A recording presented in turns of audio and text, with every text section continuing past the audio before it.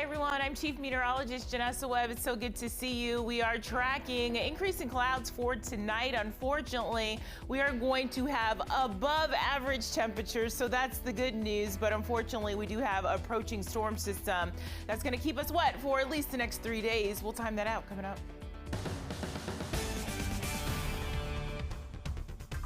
Good evening, and thank you so much for joining us for DC News Now at 9. I'm Tasmin Mahfouz. And I'm Mark Hall, filling in for Chris Flanagan. We're following breaking news in the district tonight, seeing more youth violence. 2 separate shootings, both involving teens. And these shootings come less than 24 hours after a teen was shot and killed last night in DC.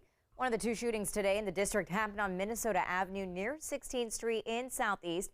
Police say the call came in around 5:30 this evening. They say a boy under 18 was injured but is expected to survive. And that incident happened just minutes after another teen was shot in a double shooting in Northwest D.C. This one happened on New Hampshire Avenue around 5 p.m. Police say a man and a boy were hurt. Both are expected to survive. And right now, our Mariel Carbone is live at the scene of that shooting where 2 teens were hurt on New Hampshire Avenue in Mariel. All of this comes as a new report finds kids in D.C. are exposed to a higher level of community violence than their peers around the country. Yeah, that's right. And all of that can have pretty big impacts. You know, the D.C. Policy Center just put out that report yesterday. And after that, we've had multiple teens shot and at least one fatally shot last night. Now, the author of this report, a D.C. principal, is now calling on the community to come together to come up with solutions. Officers were in that area, they heard multiple sounds of gunshots. And that's when police say they found 2 teens, a 15 and 16-year-old, shot on Alabama Avenue, one dying after suspects pulled up beside the boys who were riding this motorcycle and fired. Oh, we definitely believe that the 2 young men were targeted. The 2 are among the latest teens affected by gun violence in the district. To act like it's not happening, to act like watching the news from night to night and seeing young lives being lost is acceptable. It's not. Jasmine Brand is a school principal in D.C. She sees the impact the violence is having on kids firsthand. It's heartbreaking, right? And it is definitely a call to action for us. She published this article with the D.C. Policy Center, which says kids in the district are facing higher exposure to community violence than in other parts of the country. According to the report, 7.4% of D.C. children were victims of or witnesses of violence in their neighborhoods in 2020 and 2021, nearly double the national average of 3.8%. It affects their mental health, creating, more instances of anxiety and depression. It dissuades them from their path. Kids are constantly in this fight or flight. Brand is calling for more school and community collaboration. Our kids respond well to relationships, whether you're a mentor, whether you're a coach. Supporting kids when they're young and empowering them with the skills they need to make the right choices. And how to think critically, how to solve problems and conflicts without involving, weapons and acts of violence.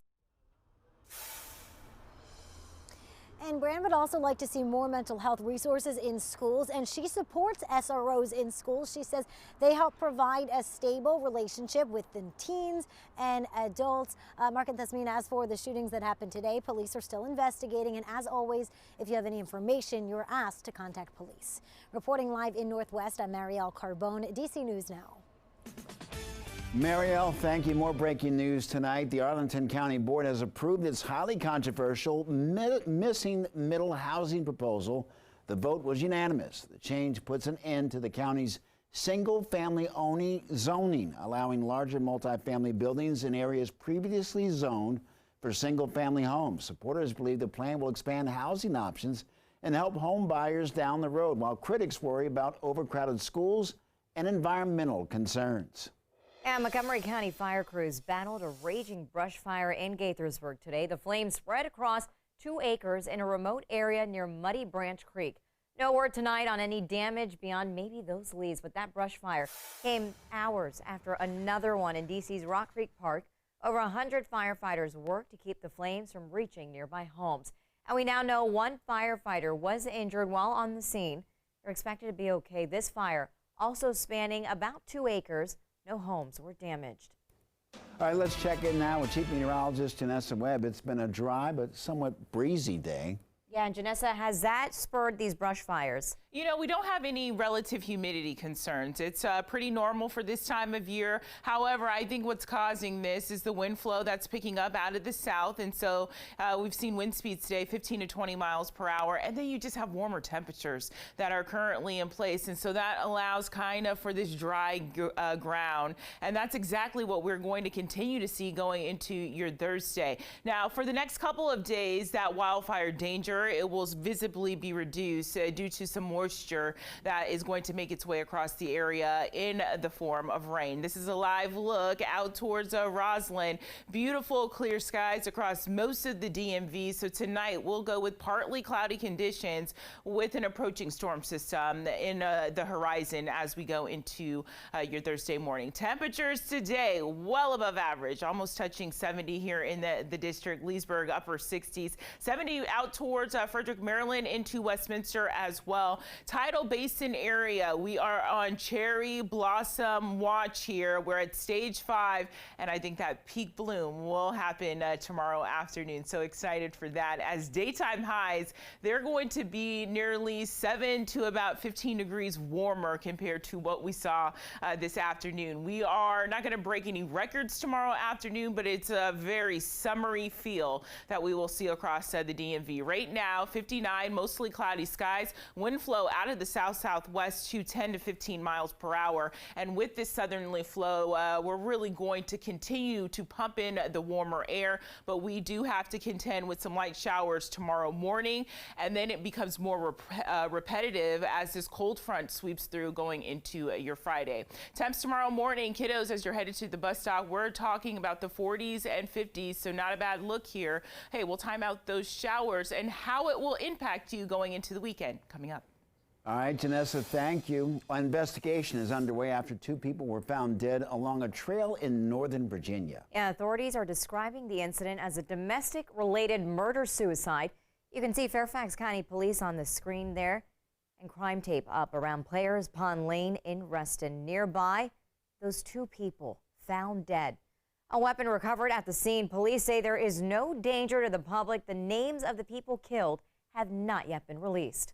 It's been a month since Fairfax County Police shot and killed Timothy Johnson. The 37-year-old father was accused of shoplifting from a store in Tyson's Mall. Police chased him into the woods, eventually firing a fatal shot. Today, Johnson's family viewed the body camera footage for the first time. The family attorney calling what he saw an execution.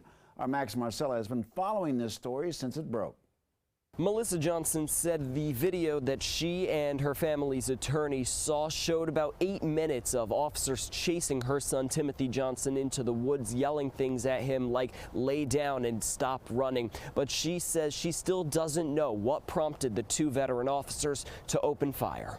This was an execution by Fairfax County police officers. 1 month after Timothy Johnson was shot and killed by 2 veteran Fairfax County officers, Wesley Shiflett and James Sadler, and after viewing the body camera footage police provided Wednesday, Carl Cruz, the Johnson family attorney, shared a message for the county's prosecutor. Justice delayed is justice denied. This officer should not have his freedom at this point. Cruz and Melissa Johnson, Timothy's mother, spoke after they left police headquarters where they were showed the video. This was very, very hard and difficult to watch, and not really knowing everything and trying to process all of that at one time, it was very difficult. On February 22nd, the 2 officers chased Johnson to a small wooded area near Tyson's Corner Center. They say Johnson had stolen a pair of designer sunglasses. It was here that they fired their guns, and Johnson was hit once in the chest. I do not know if our suspect was armed at this time. But police searched the area the following day and never found a weapon.